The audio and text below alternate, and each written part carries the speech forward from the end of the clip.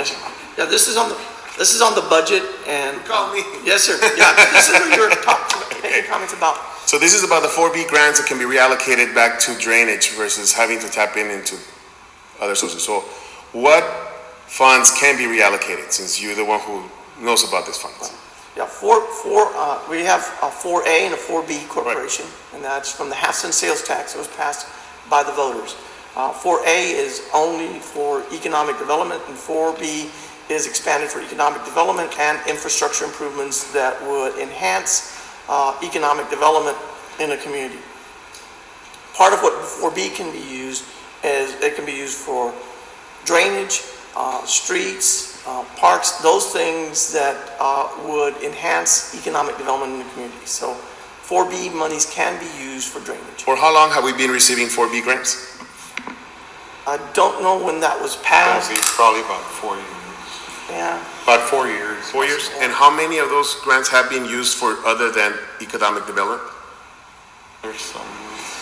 Well, I know that the Development Corporation went ahead and appropriated about $100,000 a year for 4 or 5 years for the park on the north side, and they did that about 4 months ago. But not for drainage. Not for drainage. Okay, let me rephrase my question then. What grants have been used for drainage in the last 4 years? I could speak for about the last 3.5 years. I don't think anything has been used. So this is the perfect example as to why I call onto the commission to get creative. Okay, Mr. Perez can only go so far, guys. He needs your help as well in this. He's not alone. Okay, yes, he is a very smart guy. I agree. But you have a lot of brains sitting up there. You need to start questioning things, asking things to help guide him on how we can get creative with the funding. If in the last 4 years, how many of you, please raise your, how many of you guys have been here more than 3 years? 3 years? So there's plenty of people who have, I believe you as well, Mr. Munoz, right? How long? 2.5, going on 3. 2.5. Okay, going on 3. By January, you'll be 3. So you guys have been here long enough to understand 4B grants, I hope. Okay, it took me 2 weeks to learn about this.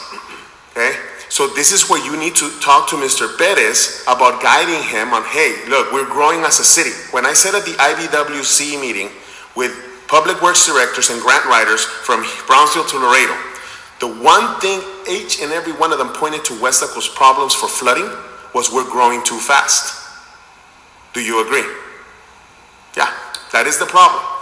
So I am not calling to stop growth. I'm calling to slow it down. I am calling for the reallocation of the funds that can be used for infrastructure and drainage so that we can guarantee the businesses that come into town that their offices won't flood, that they won't lose $3.5 million worth of inventory, because they had 3 feet of water in their warehouse. That's what I'm calling for.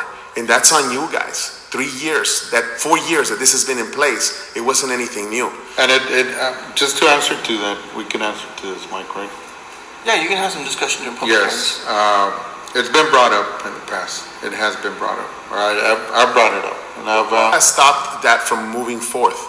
The only thing is, I don't know. I mean, we've put it on the agenda, but it's been discussed since we've had the June flood. I know that.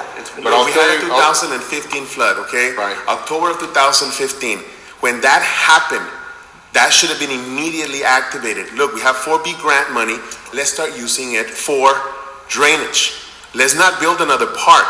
Let's not allocate this money to pay for a property. Let's allocate these funds for drainage. But many of you ran on drainage. I've been calling out every single person who ran on drainage. We got the video. Go to the site. If it's that important, do as you said. That's all we asked. That's all we asked. If it's that important and the funds are there, now we're here, now we're here after the fact, after yet another flood. And people are frustrated at the fact that there has been no action. The gentleman called off that you guys are great leaders. I want to agree with him, but unfortunately the facts point otherwise. As great leaders, you have vision.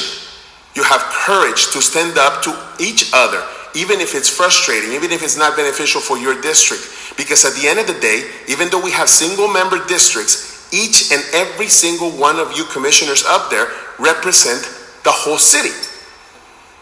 So as you have people from District 6 they can definitely call Mr. Rodriguez and say, Mr. Rodriguez, I have a question, and you have answered.